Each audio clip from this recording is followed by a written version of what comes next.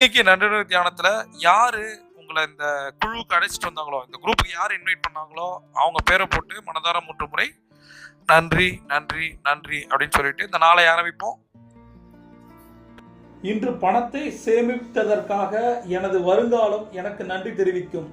இன்று பணத்தை சேமித்ததற்காக எனது வருங்காலம் எனக்கு நன்றி தெரிவிக்கும். இன்று பணத்தை சேமித்ததற்காக எனது வருங்காலம் எனக்கு நன்றி தெரிவிக்கும். எனது சேமிப்பு தொடர்ந்து வளரும். நான் நிதி ரீதியாக பாதுகாப்பாக இருப்பேன். எனது சேமிப்பு தொடர்ந்து வளரும். நான் நிதி ரீதியாக பாதுகாப்பாக இருப்பேன்.